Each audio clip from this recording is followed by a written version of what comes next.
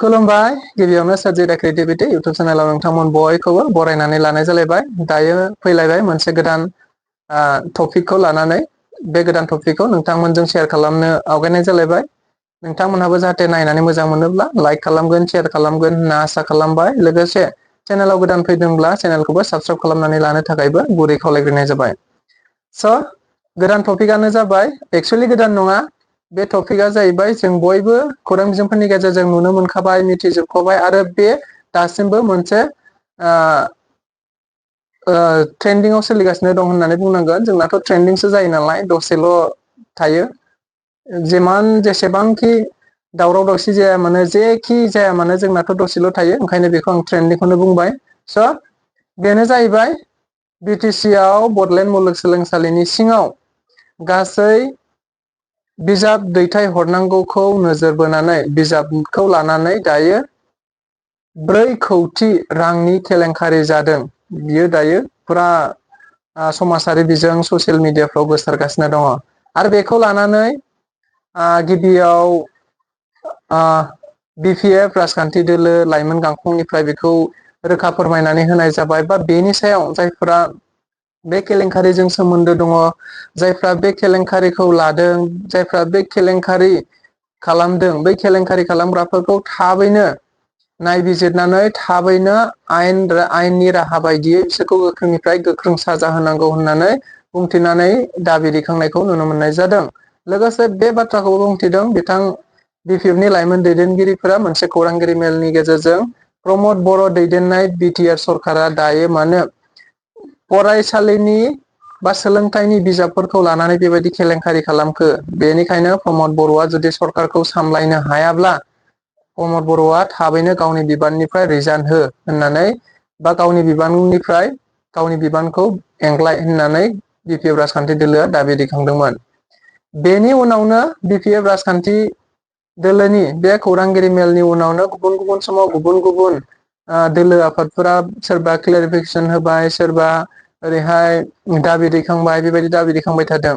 BPF राजखान्थि दोलोआ बेबायदि दाबि दैखांखांनायनि उनाव बिटिआरनि गाहाय मावफुं सोद्रोमा प्रमद बर' बिथाङाबो खौरांगिरि मेलनि गेजेरजों बुंथिनानै होबाय। थारैनो बे केलेंकारिया माबोरै जाखो, बोरै जाखो बेनि सायाव मोजाङै नायबिजिरगोन आरो जायफ्रा बे केलेंकारिजों जड़ित दं बा बे केलेंकारिजों जायफ्रा सोमोन्दो दं बा बे केलेंकारिखौ जायफ्रा खालामदों बिसोरखौ थारैनो आयेननि राहा बायदि नायबिजिरनानै थाबैनो साजा होनाय जागोन होननानै बिथाङा अलरेडि बिथोन होखाबाय होननानै खौरांगिरिफोरनि गेजेरजों बुंथिनानै होदों।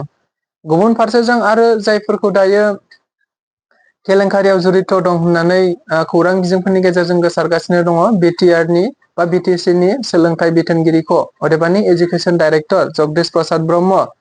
जगदीश प्रसाद ब्रह्मआबो खौरांगिरिफोरनि गेजेरजों बिथाङा रोखा खालामनानै होदों।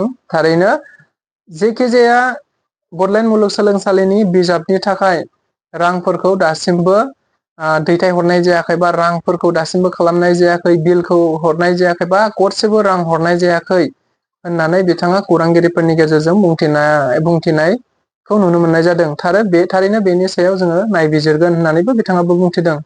बेनि उनावनो आरो मैया दाखालिसो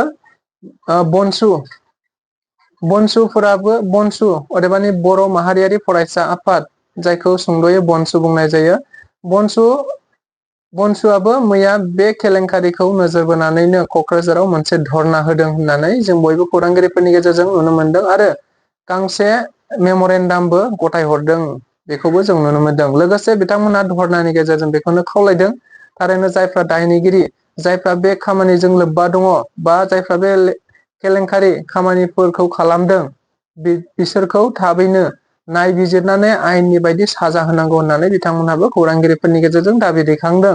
लोगोसे प्रमद बर'आ दुलाराय बर' फरायसा आफादाव थानाय समाव जेरैबायदि खोथा बुंदोंमोन, नाथाय दायो सरकाराव थानाय समाव जेबो खामानिखौनो मावनो हायाखै होननानै बिथांमोनहा दाबि दैखांबावदों। बेनि उनावबो आरो दिनैबाव नै दासो एसे सिगां BPF राजखान्थि दोलोनिनो सासे दैदेनगिरि अदेबानि BPFनि बेरगाव ब्लकनि गाहाय नेहाथारि बिक्रम दैमारि बिथाङाबो खौरांगिरि मेलनि गेजेरजों माखासे बाथ्राफोर बुंथिनायखौ नुनो मोननाय जादों बे केलेंकारिखौ लानानैनो। नंगौ, जों बयबो नुबाय आरो भिडिअ क्लिप्सखौबो नोंथांमोननो शेयार खालामनाय जागोन। बिक्रम दैमारिया बुंथिनानै होदों थारैनो बे केलेंकारिया बोरै जानो मोनखो बोरै जानो मोनदिया बेफोरखौ गाबोनहालागै मोनसे RTI होनानै गासिबो बेनि डिटेल्सफोरखौ दिहुननानै लानाय जागोन आरो बेनि सायाव बाथ्रा बुंगोन होननानै बिथाङा बुंथिदों। लोगोसे बिथाङा बे बाथ्राखौबो गोख्रों रावजों बुंथिनानै हरबावदों थारैनो प्रमद बर' दैदेननाय बिटिआर सरकारखौ बा प्रमद बर'खौ गुरै साननानै प्रमद बर'खौ गोहो गैया साननानै प्रमद बर'खौ प्रमद बर'नि दुरबलताखौ नायनानै बिटिसि सेक्रेटारियेटआव थानाय बा बिटिसि आव जेसेबां IAS दं IPS दङ जायफोरा गोजौ थाखोनि अफिसारफोर बै गोजौ थाखोनि अफिसारफोरा माखासे केलेंकारिफोरखौ सिगांनिफ्रायनो खालामगासिनो दङ आरो दाबो खालामगासिनो दङ जानो हागौ। दा बेफोर गासिबो डिटेल्सफोरखौ दिहुननानै लानाय जागोन। बेनि उनाव जायखि अफिसारानो रिटायार जानानै थांब्लाबो बिथांमोनहा सानसे नङा सानसे आयेननि आवथायाव निस्सय फैफिननांगोन। बिथांमोनखौ जोङो आयेननि आवथायाव लाबोगोन रिटायार जानायनि उनावबो न'आव थांखांनायनि उनावबो होननानै बिथाङा गोख्रों रावजों बुंथिनानै होनायखौ नुनो मोननाय जादों। थारैनो बिथांनि बायदिब्ला प्रमद बर'आ निस्सय मावाखै जानो हागौ गोरोन्थिखौ, नाथाय प्रमद बर'नि अफिसारफोर जेसेबांनाखि IAS IPS अफिसारफोर दं सेक्रेटारिफोर दं बै सेक्रेटारिफोरा निस्सय प्रमद बर'नि दुरबलताखौ नोजोर बोनानै बिसोरो माखासे केलेंकारिफोर खालामनो थांगासिनो दङ बा बिसोर माखासे केलेंकारिफोर खालामगासिनो दं होननानै बुंदों।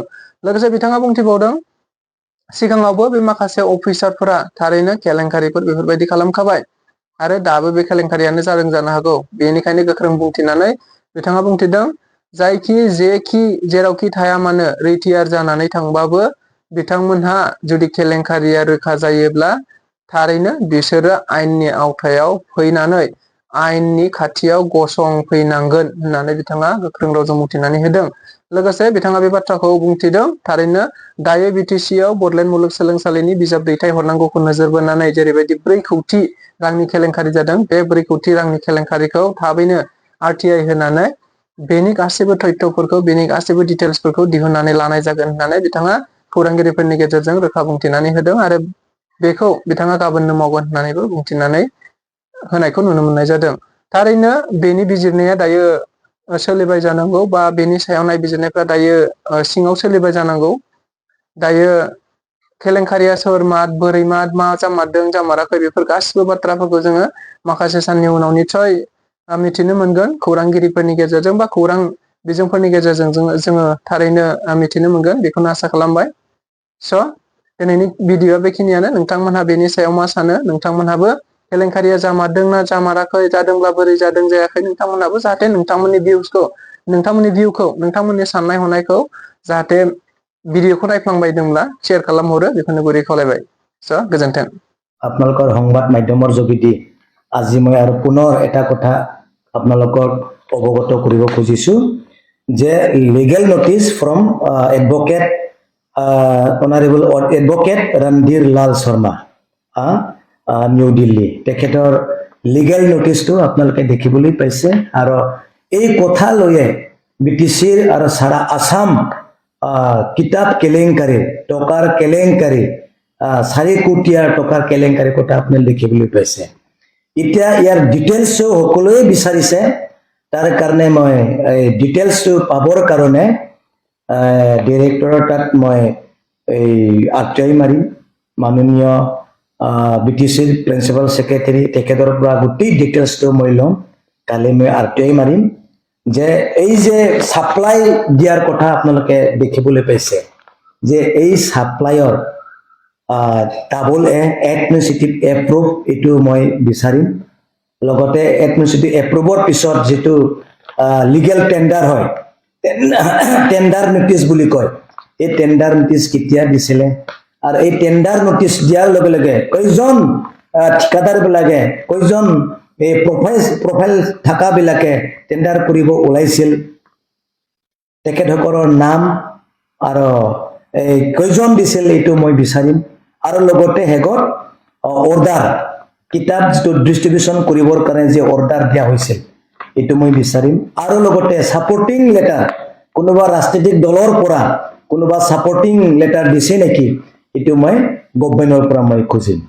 আগতে মই কৈ আহিছে যে এই বিটিআৰ চৰকাৰক প্ৰমোদ বড়ো ডাঙৰীয়াৰ চৰকাৰক প্ৰমোদ বড়ো ডাঙৰীয়াক দুৰ্বল ভাবি ফেলে দুৰ্বল দেখি পেলাই কোনোবা আইএছ কোনোবা এছএছ অফিচাৰ বিলাকে বিটিচি ধ্বংস হ'ব পৰা যিকোনো কাম নকৰক কিয় এই আইএছ অফিচাৰ এছএছ অফিচাৰ বিলাক এই বিটিচিক এৰি যোৱাৰ পিছতো that means ৰিটায়াৰ্ড হৈ যোৱাৰ পিছতো ইয়াৰ হিচাপটো দিব লাগে বুলি মই আগতে কৈছিলো আইনৰ আওতালৈ এদিন আহিবই লাগিব কোনোবা যদি কাৰোবা প্ৰমোদ বড়ো ডাঙৰীয়াক দুৰ্বল ভাবি পালে যিকোনো কাম কৰিব পাৰে টকাৰ লোভত যিকোনো কাম কৰিব পাৰে এই টকাৰ ধান্দাত আইএছ অফিচাৰ এছএছ অফিচাৰ বিলাকে বিটিচি থাকি তেখেতসকলে এদিন নহয় এদিন আইনৰ আওতালৈ আহিব লাগিব আমি এইবোৰ কাম কৰিম ৰিটায়াৰ্ড হৈ যোৱাৰ পিছতো তেখেতসকলে হিচাপ দিব লাগিব মই আগতো দেখি আহিছো আৰু কৈছিলো যে কিছুমান অফিচাৰ বিলাকে এই 4 বছৰ বেছি হ'ল 3 বছৰ বেছি হ'ল এতিয়ালৈকে বিটিচিৰ এৰি যোৱা নাই অৰ্ডাৰো ওলাইছে যাব লাগিব ট্ৰান্সফাৰ হৈছে তেখেতসকলে কোনবা অফিচত কোনবা এই জায়গা ট্ৰান্সফাৰ হৈছে তথাপি নোযোৱাটো আমি দেখিবলৈ পাইছো কিয় যোৱা নাই এইবিলাকো আমি হিচাপ লওঁ কিন্তু বেলেগ অফিচাৰ বিলাকে কোনবা ট্ৰান্সফাৰ হৈছে সেক্ৰেটাৰী ট্ৰান্সফাৰ হৈছে কোনবা এডিশনাল হৈছে কোনবা এই ডিসি হৈছে কিন্তু কয়জনমান অফিচাৰ আমি দেখিবলৈ পাই আছো যে তেখেতসকলে ট্ৰান্সফাৰ পালিও এই বিটিচি অফিচত এৰি যোৱাটো আমি দেখিবলৈ পোৱা নাই তাৰ কাৰণে আজি মই ৰাইজৰ আগত কলো ইমান ডাঙৰ ভয়াবহ কেলেংকাৰী আমি দেখিবলৈ পাই আহিছো 1 লাখ 60 লাখ 1 কৰোৰ 50 লাখ 5 লাখ 10 লাখ কাক দিয়া হৈছে ইমান ডেঞ্জাৰ কাৰাপশন প্ৰমোদ বড়ো ডাঙৰীয়া গভৰ্ণমেণ্টক দুৰ্বল ভাবি এই অফিচাৰ বিলাকে তেনেকা কাৰাপশন কৰিবলৈ সুবিধা পাইছে আমি কিন্তু এনে নাথাকো আমি ভুক্তভোগী আমি কোনো দিন নেৰিম এদিন হেলিও ইয়াৰ হিচাপটো দিব লাগিব আজি মই কলো থ্যাংক ইউ